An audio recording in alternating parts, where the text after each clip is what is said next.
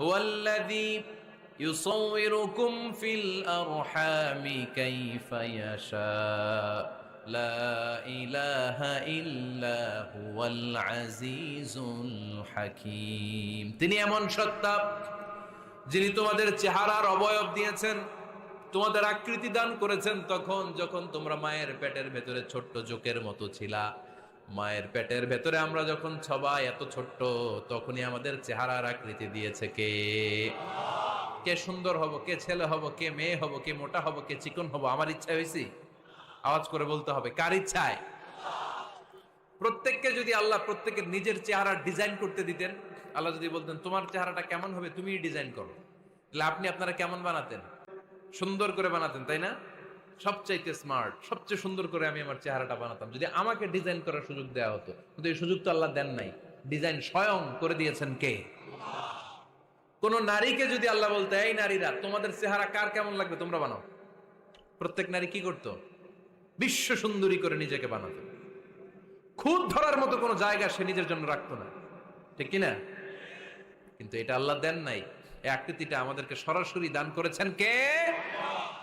খবরদার, আমাদের অনেকে বিকলাঙ্গ, আমাদের অনেকের হাত ছোট, পা বড়, দেখতে মোটা, কেউ চিকন কেউ কালো। খবরদার, কারো আকৃতি নিয়ে কখনো কোন অবজ্ঞার সুরে, ঠাট্টার সুরে কোনো কথা আমরা বলবো না। আল্লাহ বললেন, ইয়া আইয়ুহাল্লাযীনা আমানু লা ইয়াসখার কওমুম মিন কওম। ওহে আমার ঈমানদার বান্দারা শোনো শোনো, খবরদার কখনো কোনো মুমিন বান্দারে ঠাট্টা করো না, অবজ্ঞা করো না, ঠাট্টা করো না। তার মনে কষ্ট হয় এমন কোন কথা তারে বলো না। Never scoff of anybody.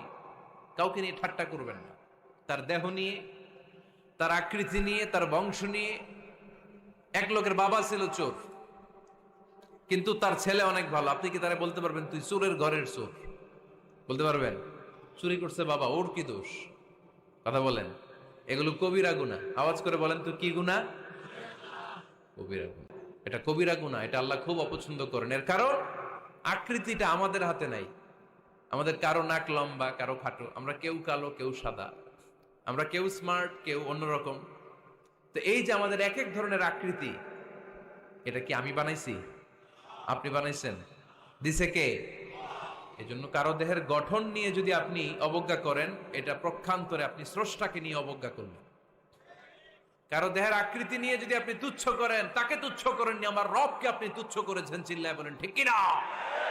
খবরদার, তুই কালু, তুই লম্বু, তুই মোটু, তুই কানা, তুই রোহিঙ্গা, আছে না নাই? ইদানিং ইদানিং এটা খুব চলে। এই রোহিঙ্গা নামটা আছে না? ফরিদপুরে এগুলো ঢুকে নাই না? আমাদের ওইদিকে দেখি কি অবস্থা, কারোর সাথে কেউ লাগলে তুই রোহিঙ্গা।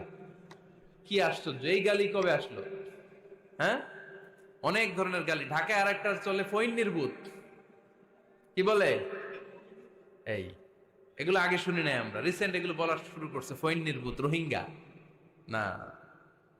এগুলো বলে আপনি কাউকে অবজ্ঞা করতে পারবেন? পারবেন না।